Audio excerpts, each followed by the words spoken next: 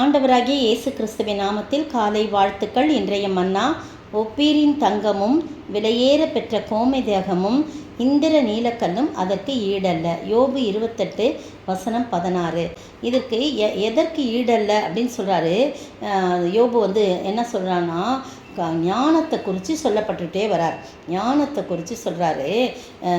ஞானம் கண்டெடுக்கப்படுவது எங்கே? புத்தி விளைகிற இடம் எங்கே? எது? அதன் விலை மனுஷனுக்கு தெரியாது. அது ஜீவனுடைய தேசத்தில் அகப்படுகிறதில்லை. இந்த உலகத்தில் கண்டே பிடிக்க முடியாத ஞானத்தை, ஆழமானது அது என்னிடத்துல இல்லைன்னு சொல்லுது. சமுத்திரம் அது என்கிட்ட இல்லைன்னு சொல்லுது. எல்லா இடத்துலையும் கேட்டு பார்த்துட்டேன், எதுவுமே என்கிட்ட அந்த ஞானம் இல்லைன்னு சொல்லுது. அதற்கு ஈடாக தங்கத்தை கொடுக்கவும் அதற்கு கிரயமாக வெள்ளியை நிற்கவும் கூடாது. ஒப்பீரின் தங்கமும் விலையேற பெற்ற கோமே தாகமும் இந்திர நீலக்கல்லும் அதற்கு ஈடல்ல. பொன்னும் பளிங்கும் அதற்கு ஒப்பல்ல. பசும் பொன்னாபரணங்களுக்கு அதை மாற்றக்கூடாது. பவளத்தையும் படிகத்தையும் அத்தோட ஒப்பிட்டு பேசலாகாது. முத்துக்களை பார்க்கலும் ஞானத்தின் விலை உயர்ந்தது. பார்த்தீங்களா? இந்த இடத்துல அப்படி சொல்கிறாரு. எத்தியோப்பியாவின் புஷ்பராகம் அதற்கு நிகரல்ல. யோபு பக்தன் எப்படி சொல்கிறார் பாருங்க. பசும் பொன்னும் அதற்கு சரியல்ல. இப்படி இருக்க ஞானம் எங்கே இருந்து வரும்? புத்தி தங்கும் இடம் எங்கே? இவ்வளோ விலையேற பெற்ற ஞானம் தங்கும் இடம் எங்கே? அது விளையிற இடம் எங்கே? அது கண்டெடுக்கப்படுவது எங்கே? அது தங்கும் இடம் எங்கேன்னு கேள்விக்குறிகள் நிறைய இருக்குது. அந்த இடத்துல 12ஆம் வசனத்தில் ஒரு 2 கேள்வி இருக்குது. 20ஆம் வசனத்தில் 2 கேள்வி இருக்குது. அது ஜீவனுள்ளவருடைய சகலருடைய கண்களுக்கும் ஒளித்தும் ஆகாசத்து பறவைகளுக்கும் மறைத்தும் இருக்கிறது அப்படின்னு சொல்லிகிட்டே வராரு. தேவனோ அதன் வழியை அறிவார். அது ஞானம் எங்கிருந்து வருது, ஞானம் எப்படிப்பட்டது, அதன் ஸ்தானம் அவருக்கு தான் தெரியும். அவர் பூமியின் கடையாந்தரங்களை பார்த்து வானங்களின் கீழ் இருக்கிறதையும் காண்கிறார். அவர் காற்றுக்கு அதன் நிறையும் நியமித்து ஜலத்துக்கு அதன் அளவையும் பிரமாணித்து. அப்போ அவ்வளோ ஞானம் உள்ளவர் ஆண்டவராகிய கர்த்தர் தான். மழைக்கு திட்டத்தையும் இடிமுழக்கத்தோடு கூடிய மின்னலுக்கு வழியும் ஏற்படுத்துகிறார். அப்போ எவ்வளோ ஞானம் நிறைந்த தேவன்.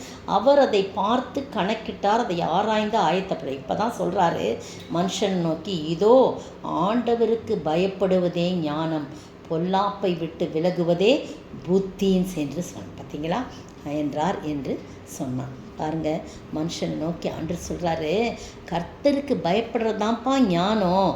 ஞானம் இன்னொரு இடத்துல சொல்லுது, கர்த்தருக்கு பயப்படுறது ஞானத்தின் ஆரம்பம் என்று சொல்லப்படுது.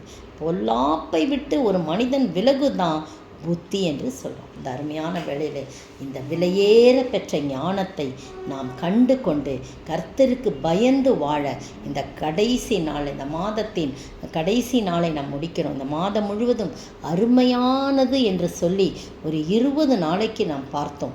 முதல் 20 நாட்கள் அருமையானது. எதெல்லாம் அருமையான ப்ரெஷியஸ், ஏதோ ஆண்டவருடைய பார்வைக்கு அருமையானது சொல்லி பார்த்தோம். அந்த அருமையானது ப்ரெஷியஸ்க்கு ஈக்குவலான வார்த்தை விலையேற பெற்றது. அதுக்கும் ஆங்கிலத்தில் ப்ரெஷியஸ் தான் சொல்லப்பட்டிருக்கு. அதனால தான் மீதி 10 நாளைக்கு நான் இதை எடுத்தேன். பிரியமானவர்களே, இந்த அருமையான வேளையிலே, இந்த கடைசி நாளிலே ஆண்டவர் தான் நமக்கு ஞானம். அவரே நமக்கு ஞானமாய் இருக்கிறார் என்று சொல்லி வேதம் சொல்கிறது.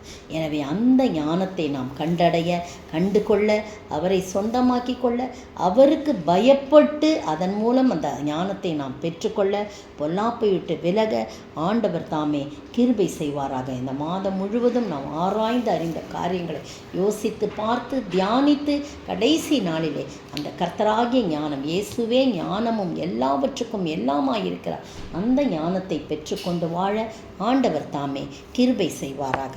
ஆமென். என் ஞானம் கல்வி செல்வங்களெல்லாம் ஒன்றுமில்லை குப்பை என்று எண்ணுகிறேன். என் ஞானம் கல்வி செல்வங்களெல்லாம் ஒன்றுமில்லை குப்பை என்று எண்ணுகிறேன். என் நீதி நியாயங்கள் அழுக்கான கந்தை என்றே உணர்ந்தேன் என் இயேசுவே. அனுதினமும் உம்மில் நான் வளர்ந்திடவே அனுக்கிரகம் தர வேண்டுமே. என்னால் ஒன்றும் கூடாதையா, எல்லாம் உம்மால் கூடும். அனுதினமும் உம்மில் நான் வளர்ந்திடவே அனுக்கிரகம் தர வேண்டுமே. ஆமாண்டவரே, என்னுடைய ஞானம் கல்வி செல்வம் எல்லாம் ஒன்றுமில்லை, குப்பாண்டவரே, நீதி நியாயங்கள் எல்லாம் ஒன்றுமே இல்லை ஆண்டவரே. உம்முடைய ஞானம் மட்டும் விலையேற பெற்றது.